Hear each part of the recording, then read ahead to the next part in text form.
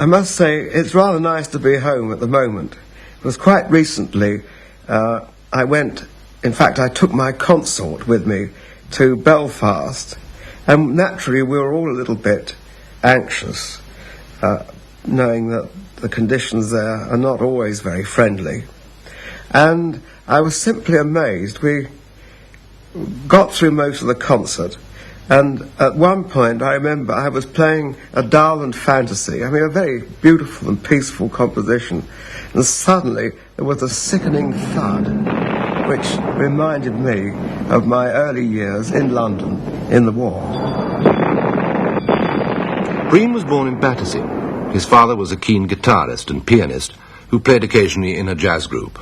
His idol was Django Reinhardt. For his 11th birthday, Bream was promised a guitar, provided he passed his exams. He failed the exams, but got the guitar just the same. Then, when Bream was 13, his father died. Soon afterwards, Bream left school. He never much liked it anyway, except for one subject, Elizabethan history. The whole movement, socially and artistically, of that period fascinated me.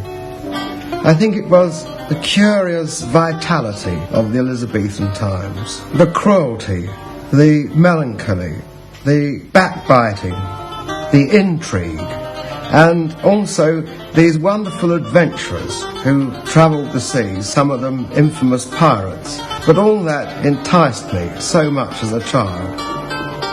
So it was not unnatural, therefore, that I should be interested in the music of that period. Well, where was I to get a lute? It was very difficult in those days. However, I had a terrific stroke of fortune when I met the late Thomas Goff. Tom took a tremendous interest straight away in my affairs. He organised my first big London concert at the Wigmore Hall. He sent me off to Harrods to buy a set of tails and proposed that he should make a lute for me. This was not as easy as it sounds, because inside a lute there is all sorts of interior construction which is essential to know about. So we went to the V&A Museum and studied a very beautiful lute. Since we couldn't tear museum property apart, we suddenly hit upon the idea to have the instrument X-rayed. And it was from these X-ray photographs that Tom Goff built the first lute that I played. And that instrument gave me a great deal of pleasure. But one day, after its 10th birthday, it lost a lot of its sound, and I felt that the instrument was perhaps gradually subsiding into quietness and gentle decay.